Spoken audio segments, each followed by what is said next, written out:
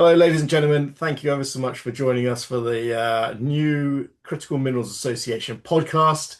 I'm here joined by my good friend Guy. Guy is a partner at Fasken, one of the world's leading mining law firm. And as you can see, Guy is also an excellent writer and has written two books here. So go and find them on Amazon. We've got The Billionaire Suicide Club and Red Queen Rising. Read both of them. They're awesome. So go and check those out as well. The podcast is going to do something slightly different. I thought it'd be a bit of fun. So we're going to touch on some big news from the last month. Then we're going to switch into some data that you may have missed and what that means. We've got a new section called the Power Rankings, which is either excellent or entirely mad. We'll find out as this goes on. And then we've got our final section, which is called What If? And it's an opportunity for Guy to put forward a question and for Guy and I to have a couple of conversations over a cup of tea about what if somebody did something different that the industry hasn't already done. So, Guy, welcome to you. How are you doing today? I'm great, Jeff. Thank you very much. Thanks very much for the boost for the books. Certainly, any income that I can get is welcome in these equity markets. Um, but I must say that if you look at the critical minerals landscape at the moment, the truth is much stranger than any of the fiction that you will find in those books. This is true. Well, it's an interesting world we live in, and I think a year and a half ago we said 12 months and we'll be getting out of it. We'll be getting into the next good cycle and things will pick up.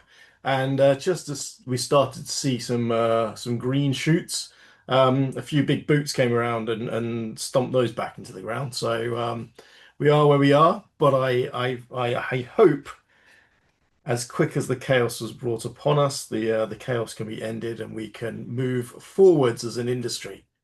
Uh, Well, I was thinking when I saw your name in my calendar this morning, Jeff, that being the founder of the Critical Minerals Association is much like being the chief iceberg spotter on the Titanic, uh, because you've done a great job, but you're still absolutely up to your neck in it.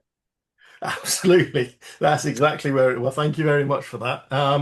Yeah, it's I always joke, maybe it's a joke hiding the reality, which is I always say, I was planning it for it to be an easier year than last year and ease myself in. And every year it gets just more complex and more difficult. And I think that is the reality of what we face as an industry. It is not going to be easy. And as I was talking to someone yesterday, the battles we fight and win today define the next 100 years.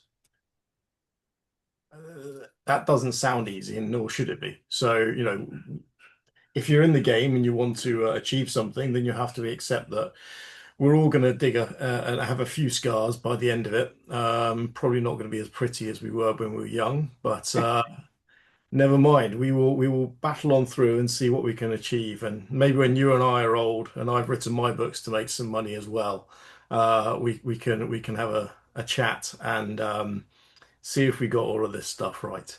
Well, I think probably, the past few months we'll get a chapter even in your life story, Jeff, because I mean, actually, it seems to me that we probably are in a slight calm before the storm because a lot of the kind of shipments of hydrocarbons that were made before the strait closed will be becoming exhausted. And so we're going to start to see that kind of supply shock properly hitting the market. I mean, I'm actually amazed that it hasn't been sharper already. I put that down to the fact that the market had some sort of preparation through the Ukraine Russia situation to deal with some sort of extreme supply shock, but also the fact that clearly there's been a lot of shedding of demand. That can't go on forever. And I think we're going to start to see that hitting us in certain really fundamental markets in the period to come. I'm definitely worried about the aviation fuel situation. I don't think that's started to unravel yet in Europe. I know it has in other parts of the world, and so obviously, we must sympathise with that. I mean, I think one of the things that is going to be really, really interesting to see is the impact on the petchem sector. Like everyone has been focused quite a lot on the transport fuel, and I guess that's what we think of in terms of our summer holidays. Actually, petchems is truly the irreplaceable part when you look at fertilizers in the critical minerals sector. We've started to see it in terms of sulfuric acid. That's a byproduct from oil and gas production. A huge amount of the world's sulfuric acid comes from oil and gas production in the Middle East, and a lot of it goes into metal production, and particularly sulfuric acid for copper leaching. So clearly, we're going to see a really significant impact on those markets as well. Great. Right, good I time. mean, it's good to I look, it's very worrying times, and I think a lot of people will be struggling, which is the problem. But people are out there and they're trying to look at that and move things forward. So why don't we get into it, and hopefully over the next half hour, 40 minutes or so, we'll uncover a few truths and keep it light and happy and make a few people laugh on the way. Yeah. So the first section of our podcast is around the big stories of the last month. We've got 5 stories that we've picked up on, which we thought might be good to talk about. The first one is the main one, and then the one that everyone is talking about. And next week is the conference. It's the rise of Project Vault and US stockpiling. So it's a massive policy shift, and the US administration has accelerated Project Vault strategic minerals. It's $100 billion authorized lending through Exim Bank to create domestic stockpiles of minerals essential for defense and energy. US lawmakers are also demanding massive transparency around and over the contract terms, which is great. So it is dominating the airwaves. I know a whole bunch of CMA members are excited by it. I know a whole bunch from Australia and Canada and the EU and the UK are heading over to DC next week for Exim. I was on the emails this morning with Mr. Benjamin Todd, to you, sir, if you're listening, who is the VP of Exim and head of critical minerals. It's shaping up to be really interesting. But blimey, Project Vault. You got any thoughts about it? Yeah, I mean, obviously, it's an extraordinary, mind-blowing project. We've seen there's a clear precedent, isn't there, in terms of the Strategic Petroleum Reserve. Another mind-blowing, project of vast kind of economic and environmental consequences. I guess that this probably, if you're looking to the sort of mega trend that joins up a lot of these things, Jeff, it's probably the US seeing the supply shocks, seeing the strategic impact of that, and moving to an all of the above response to critical minerals. So for a long time, you and I have obviously been talking about stockpiling as a potential solution. It has a massive drawback in terms of the cost implications for that. It's a very inefficient way to deploy capital from an economic point of view, but it has an enormous plus point in terms of security of supply. And I think security is the watchword, isn't it? In this very uncertain world, we've seen security of supply rising to the top of the pops in terms of the priorities for all of our governments. This is what they think that taxpayers most want to see. And so what it costs now is very much a secondary consideration. And when I say all of the above, I mean that only the US could really afford to deploy an all of the above strategy, but they are now pursuing all of the options that we looked at. So if there's going to be stockpiling, there's also strategic equity investment, there's also strategic offtake arrangements. There's everything in order to try to achieve that security of supply because that appears to go straight to national security considerations for them. And so as soon as you get that, that blows out the sort of mining and minerals economics that people have brought to this equation. And I think when we come to consider some of the other stories of the day, a lot of them really have that central theme, don't they? So there's been this unbelievable supply shock. We don't know when that will be resolved, and that has blown out the kind of investment case, and now all bets are off in terms of what they're going to spend to secure that supply. I mean, it's fundamentally shaken up the Western world's critical mineral space. I understand why it's being done. And when I worked in the political system, I was always told that diplomatic solutions can be found within 3 to 6 months. So for me, it seems like a relatively short-term solution. I think the amount, 100 billion doesn't necessarily get you that much when it's involved in a strategic investment, etc. So it probably buys you 3 to 6 months worth of strategic stockpile for the defense sector. So my view has always been, I get why they're doing it. Absolutely no other country in the G7 could do it. They just simply don't have the cash, don't have the ability to move that quickly. I think it sets a relatively dangerous precedent on price floors that I don't think the rest of the G7 can live up to.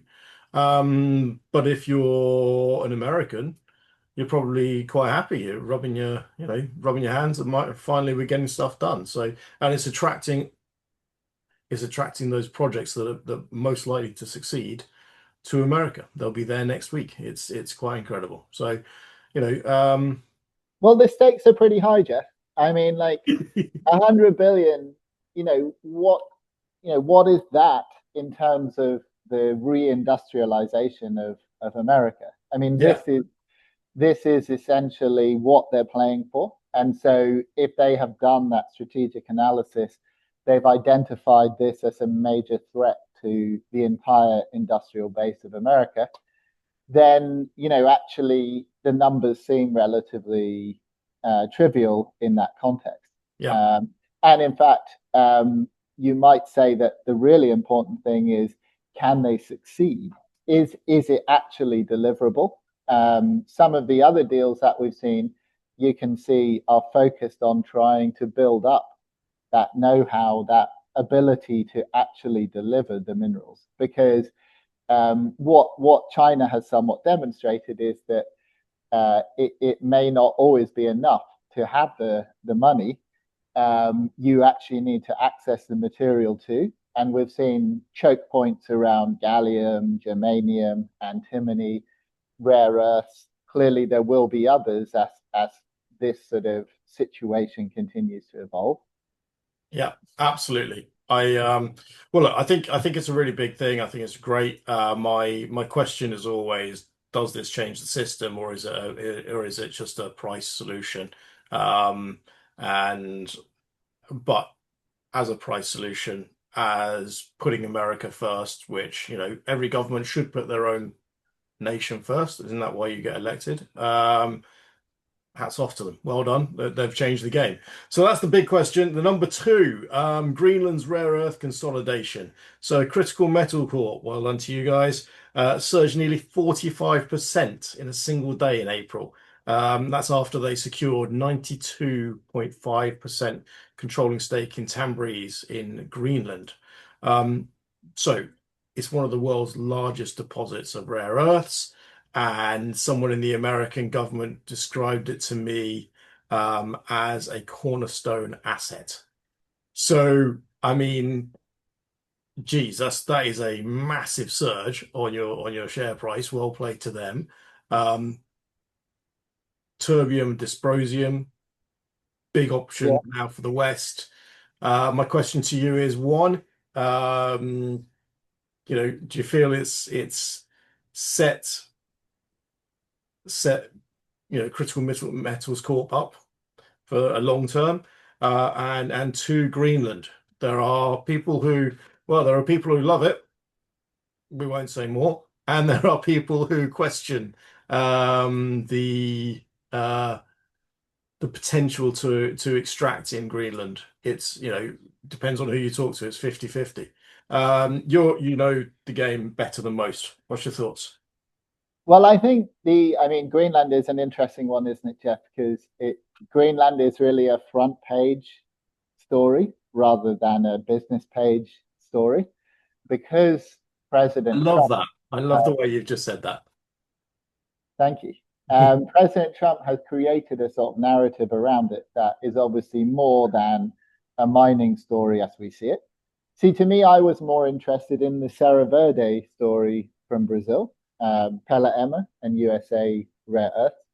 That's also heavy rare earths. And as you say, that is hugely significant because it's around those heavies that the real supply issue arises for the US. They know that they have a significant amount of light rare production, at least potential, and refining at Mountain Pass. Certainly, it shouldn't be difficult for them to achieve the volumes that they need from Mountain Pass. But the heavies is where they've been worried. Now, I actually think this story, Jeff, ties back to what you were talking about in terms of Project Vault, because in actual fact, if you look at Tambourines, and the we will have to defer to the geologists in terms of how long it's going to take to bring that project into production. And we know for a fact that there's going to be a huge number of geo and engineering issues in terms of bringing an asset like that in a sort of extreme environment into production. It is going to cost a lot of money to build a mine there.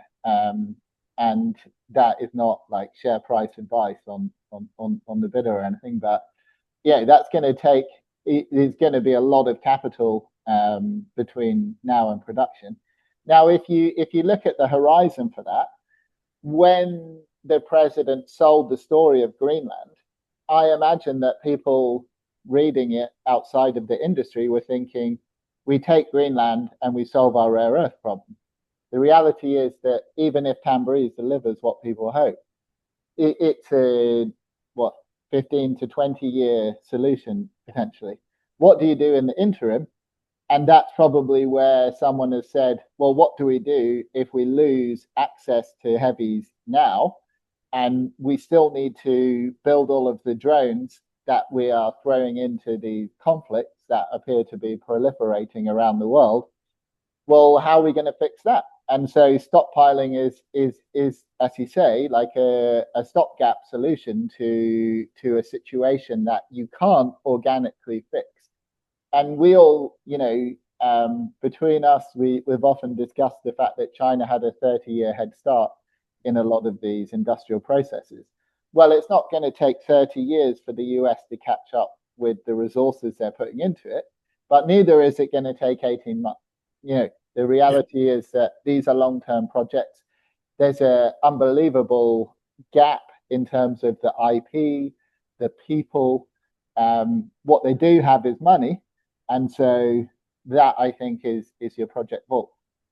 So yeah, well, you've already mentioned it because our third story was Brazil, Mm. and the stories around rare earths there, but also Brazil's domestic processing mandate. So bold move by the Brazilian government, basically saying that rare earths mined within its borders need to be processed domestically. Um, you know, Brazil realizing what it's got, putting a play out there, understanding how strategically important it is. And of course, the big deal that happened, was it 2 days ago, last week? I can't remember. But yeah, tell us more about that because I think that's the sister story to Tambreeze and what's going on in Greenland. Yeah, no, absolutely. So look, this beneficiation story is obviously one that is playing out everywhere in terms of the resource-rich countries. And so, there is an obvious desire to break the resource curse where you're shipping the ore and it's getting processed and beneficiated elsewhere. Now, it's interesting. It is a bold move, but it's a bold move, with all respect for Zimbabwe to say that. Is there a reason that Brazil can't deliver that as a, sophisticated mining jurisdiction with access to international capital, with access to world-class universities and workforce? I mean, I think the challenge is always if you want to achieve that beneficiation, you have to create the environment. And actually, one of the big things, Jeff, as you know, has been power. And so if you look at South Africa, which is very close to our hearts, and clearly, Fasken, we have a major office there, and those guys are doing incredible things in terms of building up the energy capability there in South Africa. But it's a journey, right?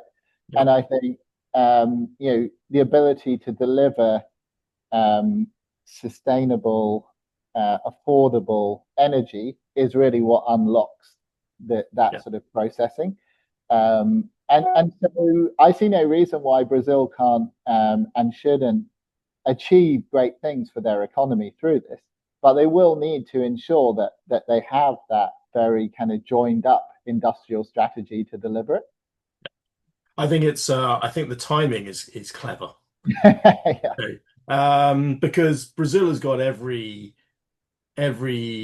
nation on earth now knocking on the door. China on one side, America on the other, and in between the EU nations, the UK, Canada, Australia, Saudi Arabia, everyone realizes now how important Brazil is. And Brazil, I think, has drawn them in quite cleverly, and has now basically said, yes, but you're going to do it here. And, hats off to them. Why not? So it's a clever play. Yeah, I like it. I think it sends a message. It's not as bold as say Zimbabwe doing it, which there are. Of course, we'd like as much done in country as possible. It makes sense on economics, on transport, on a lot of reasons, social, ESG, workforce. Of course, it makes all of that sense. The reality is, with energy, with specialist people, that is not possible in probably 40% of the nations that are saying they want to do it. And I don't see there being enough, being the politician in me, I don't see that there is enough pressure being able to be put on by those nations to to really drive that home in the midterm. It's just, Yeah. politics is a power game, isn't it? I mean, it's an interesting thing as well, Jeff, because you, by the time going up the value chain, you obviously need to deliver the infrastructure. And, we talked about the energy infrastructure, which, that is a significant to talk about countries that don't have a reliable energy grid to somehow support this very, very heavy industry. That is no mean feat. That is an entire industrial infrastructure that you're talking about. But also, when you move up the value chain, you are taking on risks that you were not taking on before. So, obviously, everyone deprecates a scenario where essentially the raw material is shipped and all of the value is captured by other people. And that's a sort of a kind of post-colonial model that has been justly criticised. At the same time, there are greater and greater risks and greater pricing uncertainties as you move up the value chain. And we talk about China. Well, China, loses inverted commas huge amounts I mean, mind-blowing amounts at various points in the critical minerals value chain. But obviously, they're playing for an entire industrial base. Yeah. And so at that point, it doesn't matter if you blow, tens of billions of dollars on overbuilding capacity. And we see the smelting market is under a lot of pressure at the moment. It's not easy to build smelting capacity and then lose billions of dollars on it. But if you're playing at that level, then that's a cost that you can bear. Does every country want to have the risk of going right the way up the value chain there? Because much as you may win more, you can also lose more, and you're also investing a lot more into it. So I think for every country there'll be a right place to come out on that value chain. Yeah, agreed. And it's finding that right place. That's the key. Good. Well, that takes us then into story four, which is the massive number of new alliances that are cropping up. So as we see around the world, people getting spooked by what's going on globally, and spooked about who are friends, who aren't friends, who can we trust, how do we build this all forward. You know, I think in the last month, the US and Australia announced a $3.5 billion support package for critical minerals, specifically around rare earths as well. France and Japan launched a new rare earth refining alliance. EU procurement, launched this critical minerals procurement platform. So we're starting to see, you know, if last year was the year of the MSP, this year seems to be the year of the bilateral alignment, and it's funny how that has timed almost with global world events. Yeah, I mean, I didn't hear the UK in that, Jeff, which for both of us is a bit of a worry, isn't it? I think I would love to be in that US Australian alliance. That sounds like a really good one because that's obviously a situation where you're matching capital and industrial base with extraordinary natural resources that they have. I do have a Canadian hat, as you know, with Fasken being headquartered in Toronto. I think Canada has a great opportunity. I think it's an opportunity that comes at a time where Canada has a vast wealth of natural resources. It also has a lot of very ingenious mining entrepreneurs and engineers and financiers. The natural history is all with the United States, but we've seen them looking, to Europe in particular. And I think you touched upon this already. I think where the central powers go it is going to be really fascinating in terms of how this plays through. There seems to be a sort of a natural alliance between Canada, Australia, South Korea, Japan, and Europe. Then you've obviously got the US and China that are sort of blocks in themselves. A Brazil, that's a really interesting, clearly they have characteristics of a central power in that sense. They have the wealth of resources, they have the ability to make interesting alliances. Central Asia is one that we are very interested in as a law firm. Obviously the issue for Central Asia has always been sitting as it does between Europe and Russia in particular and China. Central Asia has an enormous opportunity to reposition its role through this kind of upheaval in critical minerals. So yeah, I think we haven't seen the end of that strategic alignment. The really interesting thing, of course, will be once we actually see concrete results flowing through.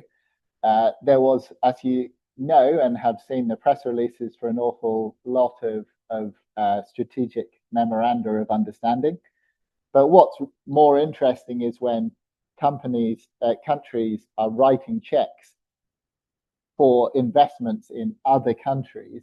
And so I was very interested, for example, to see InfraVia, the French private equity group who have responsibility for investing capital on behalf of the French state in critical minerals, doing their first investment in a lithium project in Australia. You see, to me, that is a really interesting development because that's not writing an MOU. That is saying we actually see Australia as the right place for us to deploy our own money. And we trust your product and your geopolitical alignment with us. And those are the deals that sort of change the world ultimately, I think. Yeah. And going back to what you said, I mean, so the UK and Canada obviously signed an agreement at the prime ministerial level end of last year, but of course that's not in this month. And that actually gives joint funding availability between these two nations. I do Mm. think actually if we look to the world now and what's happened, Australia, Canada, the likes of Brazil, perhaps Kazakhstan as well, have really put themselves in a strong position to drive forward what they want. And 2 years ago when the well 3 years ago when the MSP was created, there was not many producer nations other than Australia and Canada. I think that's those relationships are now turning on their head. Um, we touched on it earlier, so we won't go into it now. But of course, the big story of the last month has been what's going on with the war in Iran and the impact that that is just having on the industry. And it's just global. It's funny that it doesn't seem to be a massive upheaval yet. So perhaps it's a bit like the UK government's majority. It's shallow, but it's very wide, right? And that if it carries on, it'll be wide and it will get deeper and it will get deeper, and that is when we are facing just ridiculous global issues. And I think that is quite concerning for our sector, especially as we are the reality is that China is somewhat more uh, protected from this than some of the bird or the growing early shoots projects that are happening in the West. So yeah, let's just keep our eye on it and see what happens. I mean, I actually think it is like the iceberg that I referred to before, because we don't actually know what the impact is. Um, just in terms of physical terms, like what has happened at Ras Laffan in Qatar? When will they be able to ramp up production? How much comes on? You know, the has structural damage been caused? There's been a huge amount of ordnance dropped on Iran where there's a huge amount of oil. When will that come back online? China's vulnerability. I think China probably is a net beneficiary on a number of levels from what has happened, but it also has a huge pressure point because it does rely on that Iranian and cheap Iranian oil as well. And so the oil that is coming into the market to replace that is anything but cheap. And I think also the kind of demand management that's taken place that can't go on forever. And so, the reality is that the, load shedding, for example, that's something that taken place in a lot of the developing world. The West isn't gonna have load shedding without governments falling, is it? So the price is going to spike. That's going to have a kind of cyclical effect. And so, there's a huge amount of unquantified exposure to that.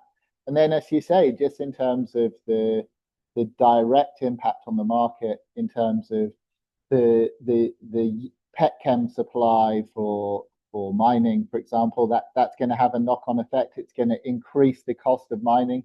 Mines are run on diesel. That's going to increase the cost of mining. And then I think the really interesting things that might not be fully reflected on until after our careers, Jeff.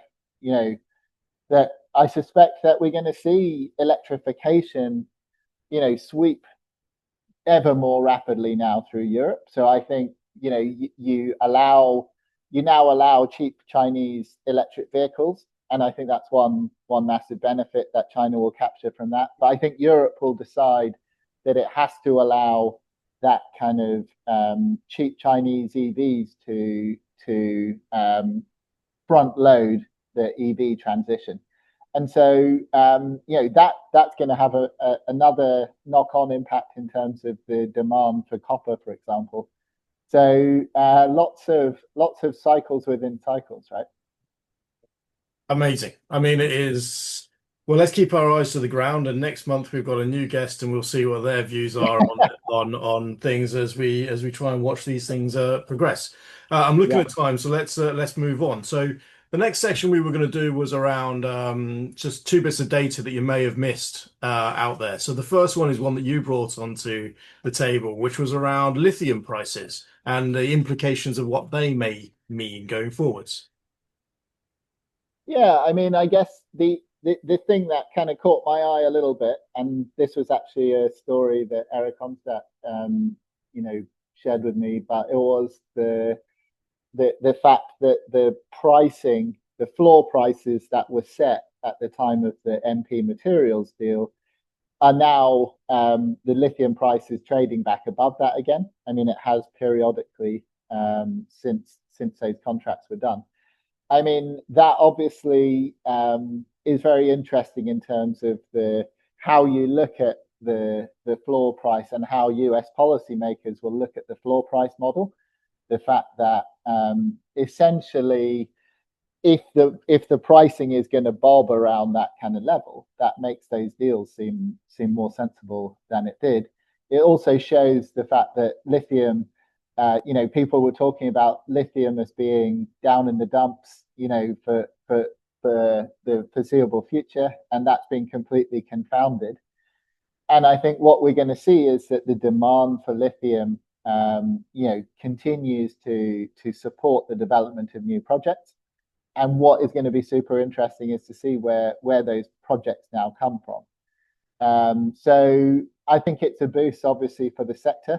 It close to home, it's interesting because we clearly have lithium projects at various points in the value chain here in the UK. They probably all benefit from having more support from the lithium price, and so that is one sort of area where we're already starting to see the impact of government intervention.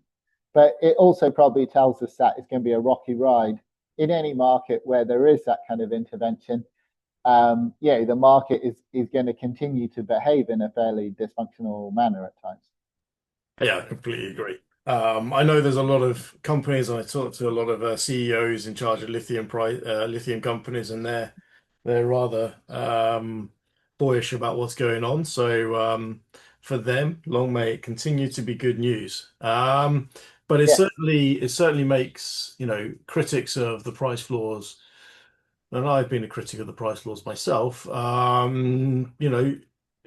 Perhaps there's method to the madness, and well, there is because it works in the short term, which is great. So yeah, fair play. The one thing I wanted to bring to the table, which a friend of mine brought to me, was in the last kind of really ramping up in the last month, but the number of new standards being brought out by China around critical minerals. So the number varies between, in the 50s to 68 on these brand new standards being brought out on critical minerals, how they're produced, where they're produced, export, etc. Dual track strategy. So things like domestic law now making it tricky for Chinese companies to use non-Chinese supply chains. There's, uh, you know, China's control of and leadership of a number of ISO working groups. So what does that mean in terms of China is now leading working groups and international standards on critical minerals. It's got its own critical minerals standards coming out domestically, which are now supported soft power style through ISO. And there's two bits of legislation. One that is identifies and says that if you are, and I'm not sure if it's fully in force yet, but will be enforced soon, saying that you need to use Chinese traceability systems to prove that your product is using Chinese supply chains. And number two, that if 0.1%, if there's anything that has got a Chinese link to it, it opens up your supply chain to Chinese government exposure. So for me, that's, very quietly been going on in the background. I think a lot of people have missed it because, of course, we're all overexposed. And the thing I always talk about is, you want to create five hunter killer submarines to patrol the South China Seas through AUKUS, you need 21 tons of rare earths. I can guarantee you at least 0.1% of that 21 tons is going to go through China under the domestic laws there and through ISO. Now, effectively, in whether they would ever try to bring it into play, and I'm sure everyone would just forget and look the other way, but it means that those traceability of those products and what goes in is now able to be viewed by the Chinese state. What a incredible situation to end up with no one really paying attention. I mean, it's fascinating. I think we obviously have to be slightly careful because there's a tendency in the West to talk about standardization, and when we talk as and that's a beneficial thing, but what we mean is our standards. Yeah. And obviously, like historical circumstance has meant that we have historically prospered from being able to do that. And what we've seen now is there's a clear intention, whichever way you look at it, for example, through the EU battery regulation, essentially to use regulation as a barrier to entry and a protectionist measure. And that obviously won't be lost on China in any way, shape, or form. And you can see why they would think, well, why on earth would we submit to the standards We're in being control. set by that? So it's an interesting it's an interesting face off and one that kind of had to happen. So I think that there's a number of different ways that it will play out. I think the clearly for the United States, that is going to be a non-negotiable. It's a proxy for de-dollarization and the sort of Absolutely. gradual kind of movement of the center of gravity of these crucial markets Yeah, I towards was going to China. say it's a drive towards that de-dollarization, which I think is a major play by China at the moment. If you look at the Iranian blockade of the Straits of Hormuz, you can pay your $1 million, pass, but it has to be done in yuan. Yeah, Um, yeah. I mean, which in the oil industry, as you know, that is nuts to think of anything that is not in dollars. I mean, yeah. the Panamanian currency is essentially dollars. So the but then I think what will be interesting, Jeff, is what that looks like outside. So the US is a bloc that philosophically and economically is going to be in confrontation with China. And I think that's something that we can all appreciate. But I'm not sure, and we'll maybe come on to this, the future for Europe probably doesn't look like that. And so I think that what we will probably have to find is the type of compromise that have been found in other areas, which is that you're probably looking at where the off switch is, where the ring fence is in terms of that information. But you probably are also thinking that can Europe truly have a supply chain that is completely ring fenced from China? I don't think it can. And so I think you have to find the best form of coexistence. I don't personally believe that that's impossible. I know that there'll be people in the US for sure who think it is. They will also wish for us to think that it's impossible for Europe and Canada and Australia to deal with China. the answer to that sort of lays, you know, many pay grades above me. But I think we'll obviously. I think that the type of, China will push that. Europe has pushed as well. Europe has pushed a position that probably isn't achievable in terms of the how the European markets will interact with China, and that probably success lies somewhere in between those positions. Absolutely. Well, I think, if you've got two heavyweights in the ring, if you're a middleweight or a flyweight, probably, let them duke it out before you jump in yourself, right? Yeah, and I think that there's a lot of hazard. Much as we were talking about the opportunities for the Central Powers, the problem with picking winners, and even the US is going to find this. They're picking a lot of winners at the moment. Some of them are not going to win. Yeah. Now, for the Central Powers, they do not want to be backing the loser in the sort of geopolitical struggle. And obviously, there's still been a lot of very cautious diplomacy in terms of how the Iran crisis has played out. Yeah. Well, we'll keep an eye on these things, and next week we've got a new guest, and maybe we will continue to have these conversations as we go on. Maybe someone at a higher pay grade than me, Jeff. I don't think they're at a higher pay grade than you, and they certainly don't write as good books as you do. So, but we're now going to go into a new section, and it's something we're going to do for fun. So we've spent AI, everyone's doing AI, right? So we thought we'd use some AI as well at the CMA. And what we did is we used 3 or 4 different AI systems. We've trialed it over the last 3, 4 months, and we have come up with something we like to call the power rankings. If someone can think of a better name, let us know. No, But I'm interested already. That sounds exactly. awesome. Yeah. So, metrics, visibility, impact, scale, criticality. Those are your metrics. We've weighted them. We've got different types of weighting. We put it across governments. We put it across institutions, companies, organizations, and individuals, with the idea of can we identify who are this month's movers? Who are the people who are having the biggest influence on the critical mineral space this month? Some of them you will absolutely can guess number 1 and 2. Probably number 1 is the government of China. So it hasn't moved. Since we started this, China has been the absolute number 1 in terms of influence on the critical mineral space.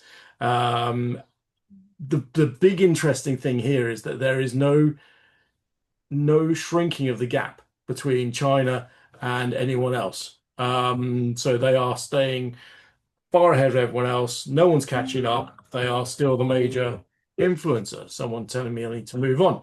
Number 2, the US Department of Energy. So the US Department of Energy has just integrated new funding, direct funding into companies, and that shifted the US Department of Energy up from 4th place to 2nd place this month. So a big shift for the DOE. Shout out to my friend Dennis Messina, who works there. You must be doing some good work, Dennis. Number 3 was the European Commission and their implementation of the Critical Raw Materials Act. The big movement here was on impact, and moving from a lot of talking to new transition from policy design to execution. So, around permitting and strategic project frameworks. So again, the EU, which wasn't in the top 5 in the last month, at the beginning of this month, has now shut and jumped from something like 6th, 7th up to 3rd place. So let's see if the European Union can maintain its place. Number 4, the government of Saudi Arabia, the Kingdom of Saudi Arabia. So Saudi Arabia is always hovering around 6, 7, 8, but it's jumped up to number 4. It's in number 4 because it's just expanded its role as a state-backed capital provider to the critical mineral sector. So where critics of Saudi and the Kingdom of Saudi Arabia would have said, well, Saudi Arabia is only looking after itself, it's only investing in what is happening in Saudi Arabia. This month, Saudi Arabia has said we are going to invest in projects abroad. Big shift, both for the kingdom and also for them on our power rankings. Well done to them. And in fifth place, coming in, just squeaking in ahead of some of their rivals. Um, Sadly, the CMA never made it into here so far, but we will one day. In fifth place, Glencore, and Glencore has stayed in there in the top of the in fifth place. It's usually around 8, 9, 10. It's up into fifth. I think it's something to do with what's going on in Iran, but it's unique leverage across production and trading. So in the current climate that we have, Glencore has jumped up to number five, and places them in the last place in the top five of the power rankings. Guy, what's your views? Well, I feel like that's pretty generous to the European Commission, isn't it? Not Like, me. It's smart, it's AI. It's smarter than me. yeah, I mean, I think I, I've been a big advocate for the involvement of the EU, and for the need for action. I'm not sure that really reflects, like, to me they've dropped more balls than they've caught, and so the reality is that, for example, if you look at the failure to effectively do a deal with the people of Serbia to bring the Yadar lithium project, that Rio Tinto spent a huge amount of money developing on. Like, they're going to have to achieve a few wins, to my mind, before they're up there with the really big players. I mean, you can't really argue with the government of China. This sort of No, not yet. they, Can you imagine the day when we have this and China's not number one? yeah, that will be a shock. Um, but I mean, it's interesting because you could make a decent case for the government of Iran, couldn't you? You could. I'd also think that actually, some of those other regional power brokers, like Turkey, has been making a number of really interesting moves. Turkey, Turkey was in the top 10 on our country list, so Yeah, it's done really well. Yeah, it's funny because the EU jumped in at third, and the one that it knocked out of the top five was the IEA. The IEA always comes well in terms of visibility. So yeah, I mean, the CMA has kind of nudged ahead of them in terms mate, of. we haven't quite cracked the top 10 yet on anything, Yeah. but on our own system, but we'll get there. You know who, I mean, I think about a lot is Codelco. Yeah, When you consider that the phrase, that copper is king is now sort of ubiquitous in sort of, the higher circles. The fact that Chile is such a massive copper player, Codelco has got some of the most valuable assets in the world and a huge level Codelco of production. on our company list, Codelco was fourth. Okay, yeah, So it got up there, but Glencore, I think Glencore, as you know, as both a producer and a trader, um, it was seventh or eighth overall, and is now up into fifth. I think I don't think that will maintain because I just don't believe the war in Iran will continue, and I think as that stabilizes, that actually reduces Glencore's influence a little bit. They are still gigantic, and will always play a significant role. But yeah, Codelco, I think they were fourth overall in the company. So you're hitting all the right marks. we'll watch that space.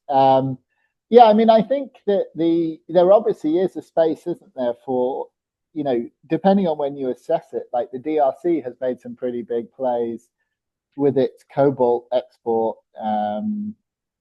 regime that clearly has set the cat among the pigeons. But then, as you rightly say, it's who has that impact right across these markets. So you'd say the DRC has that sort of localized impact on cobalt. Some of the lithium producers have that potential, and again, Chile, Argentina, these guys have that opportunity to kind of take their place, at the very top table in terms of controlling those markets. I think had we put the lithium triangle together, that probably would have really shaped up that top five. And I think if they collectively align on a number of things, as they do, there is potential. But we did it country by country, so perhaps we need to bring in a few extra things there. So look, we're going to do that every time we do one of these podcasts, just to show Yeah. who's doing the most influence. I might do one for lawyers, Guy. We'll let you win. We'll let you win the first one, and then Yeah. free for all. Okay, so the belt's yours to start with. How about Brilliant. At least I can always say that I'm a former champion. that? There you go. Done. Okay, so that's the power rankings. It's a bit of fun. I hope you all enjoy it, and yeah, we'll keep on seeing who's influencing, who's going up, who's going down. Well, My- I shall be following this on the CMA social media feeds now eagerly. Brilliant. We shall Yeah, see. And if CMA ever cracks the top 10, I will shout about it from the rooftops. that'll be okay today. It'll be a good day. Which brings us on to the last 10 minutes of the show. A bit of fun. We always thought, and I have conversations with everyone around the world, and yeah, but if we did that, or but if we did this, but we don't, but if we did. So we came up with an idea of what if. So I'm going to pose the question, what if? Guy's going to fill out the rest of that sentence, and then we're going to have a conversation around that, throw out some ideas, just two mates having a chat. Might come up with something clever, might come up with absolute drivel, but at least it'll be fun. So, Guy, what if? So, Jeff, I'm going to posit something.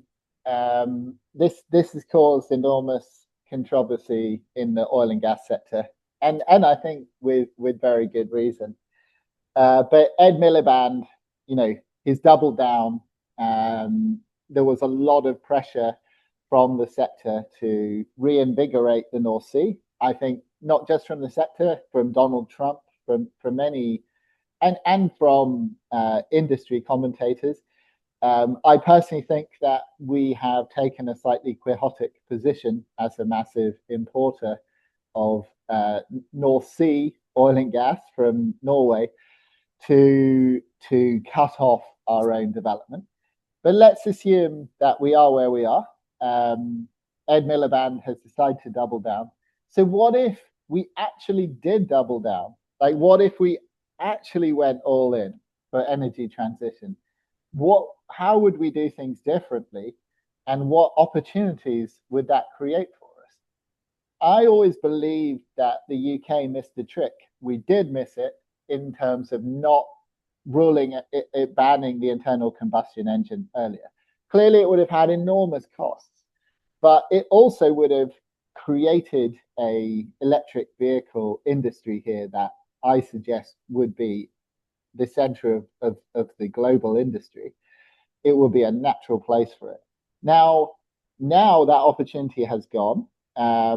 But if you really did double down on building out your renewable energy infrastructure, and really the critical thing there will be building out the battery storage to counteract the intermittency of renewables, but also to support the electric vehicle infrastructure, then I think it could be really interesting in terms of the critical minerals sector, because we would have a focus on all of that new infrastructure being built. And what we would do is bring in the Chinese battery and electric vehicle manufacturers. We would stop this kind of phony war that exists in our minds that somehow we're going to build our own sector and develop 30 years of IP. We would require them to build the infrastructure in the UK, hire UK people to work in the factories and the value chain, to procure materials from UK projects. And that's not just the mining projects, but the refineries. And so finally, there would be the price signaling and the capital to build out all of those projects. And we would turn the UK into Europe's center of critical minerals production, refining, and end use applications in partnership with these Chinese companies that have got the IP and the capital we would have cheap electric vehicles on the roads. So we wouldn't be worrying about somehow trying to prop up some kind of small vehicle industry, except to the extent that they were constructed in the UK by the Chinese companies that we know. It would be like the Japanese manufacturers of the 1980s when Honda opened up their factory in Swindon. So initially, people said these Japanese manufacturers are going to kill British engineering and our automotive industry. But within a few years, people were saying, me and my whole family work in the Honda factory in Swindon, and it employs everyone in our area. That's the kind of model that we now need to introduce. We're going to have to get over a few things in order to get to that point. And we're following the policy that Miliband has imposed and following it to its logical conclusion that actually drives success. And one story that they're not going to get onto the world rankings, Jeff, but Altilium, a company that you love, we love, Christian We do doing. love Altilium. Well, a Yeah, shout out to Altilium. We like them. we love them. They're doing amazing things. They've got a new partnership with the structural battery company, and that is actually focused on a supply chain for next generation drone technologies. And so essentially, they're going to take the EV batteries, they're going to take the materials out of them, process and recycle them in the UK, and put those into these drones for obviously essential civil and military applications.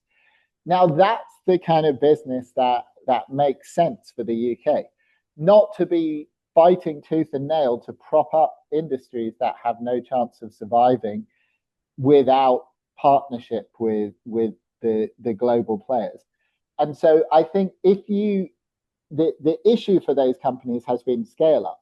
But if you provide this huge industrial strategy that essentially brings in the electric vehicle production, the battery production, and the whole value chain here, those companies can be global leaders. They will need support, and the best kind of support is having customers, having feedstock. Clearly, if you want to make if you want to recycle electric vehicle batteries, you need to have the material and the processing in the UK. Yeah. So I think, from what you've said, in my brain, there's a couple of things. The first one is domestic renewable energy clearly is strategic security of energy supply, right? It is the most secure supply of energy you could possibly have.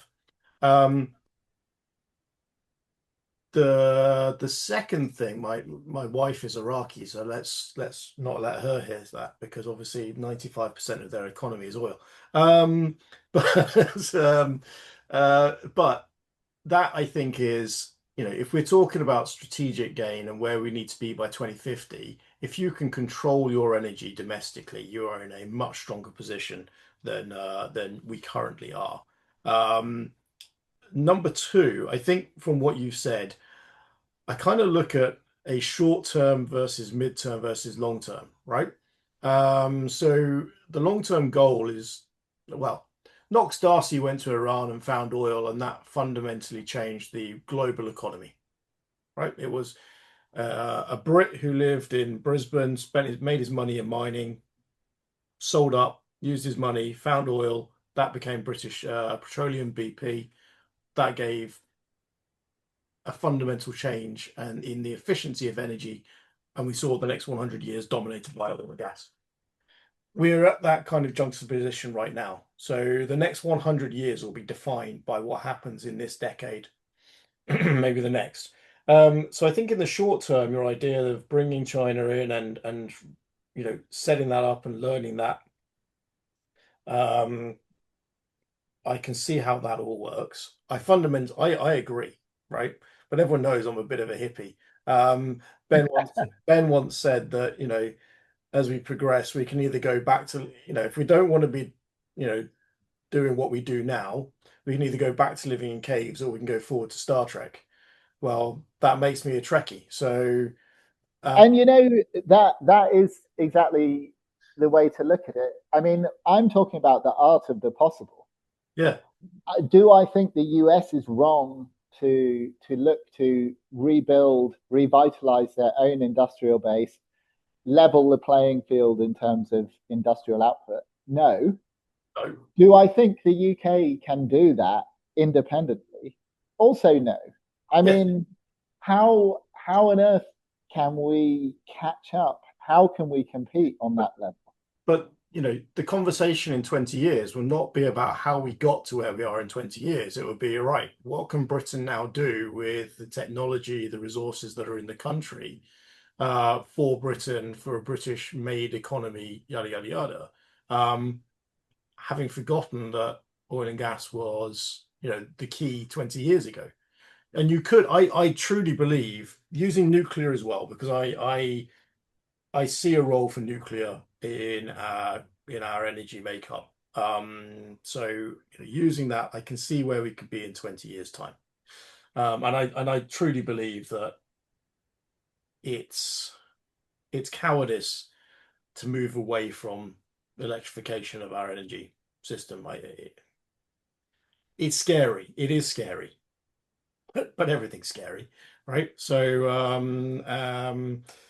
that's why roller You know coasters. what makes me laugh is obviously one of the kind of MAGA things is we shouldn't have these pesky electric vehicles, but like we must have drones and F-35s and all that kind of stuff, which are all going. Even the fighter jet has been through an immense process of electrification, Yeah, and the hydraulic systems are all being engineered a way to make them more electric, the systems.